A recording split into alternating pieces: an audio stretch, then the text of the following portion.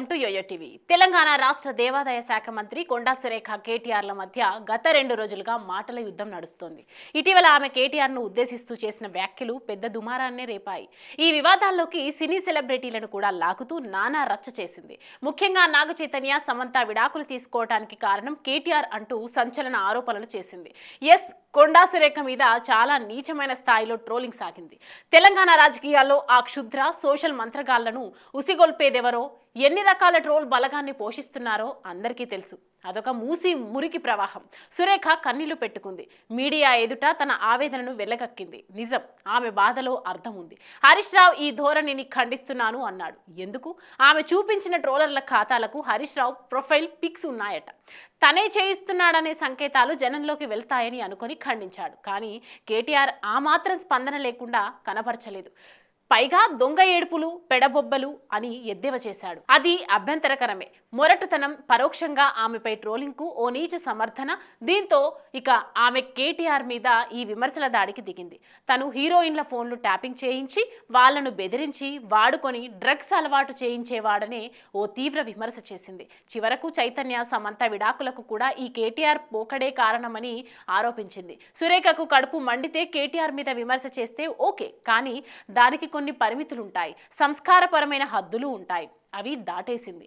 అన్నింటికి మించి సమంతను బజారుకు లాగడం దేనికి? సురేఖ తాజా వ్యాఖ్యల వెనుక ఏ రాజకీయ కారణాలు, వ్యూహాలున్నా సరే అవేవి సమర్థనీయం కాదు. ఒకవేళ సురేఖ చెప్పింది నిజమే అయితే సమంత బాధితురాలు కదా. మళ్ళీ బజారుకు లాగి రచ్చ చేసి కుల్లబొడవడం కాదా ఇదేలా సమంజసం? పైగా ఓ మహిళా మంత్రి తను. ప్రతి మాట ఎంత సెన్సిబుల్గా ఉండాలి. ఎంత సెన్సిటివ్ మ్యాటర్ ఇది. సమంత చెప్పింది అక్షరాల నిజం. మంచి భాషలో స్పందించింది. మహిళను వస్తువుగా మాత్రమే చూసే ఇండస్ట్రీలో నిలబడటానికి, నిలదొక్కుకోవడానికి ఎంత పోరాటం చేయాలో, ఎంత కష్టమో అందరికీ తెలిసిందే. కేటీఆర్ మీద కోపం ఉంటే నడుమ ఈమెను బజార్లో నిలబెట్టడం ఏమిటి? తప్పే. ఈ తప్పుకు ఏ కారణాలు చెప్పినా సరే అది సమర్థత కాలేదు. ఒకటి, నిజంగానే సురేఖ మీద ట్రోలింగ్ చాలా నీచమైన స్థాయిలో సాగింది. బట్ ఆమె ప్రభుత్వంలో ఉంది. ట్రోలర్లను శిక్షించలేదా ఈ ప్రభుత్వం?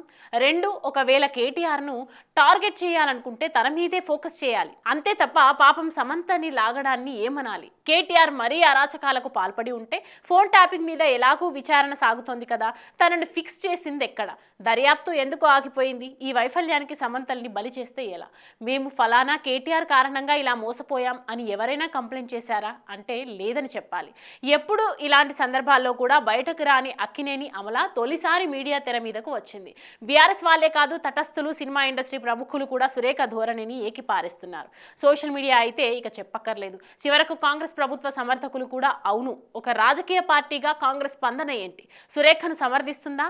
అబ్బే, ప్రజెంట్ రాజకీయాల్లో ఈ బురద మామూలే అని మౌనంగా ఉంటుందా?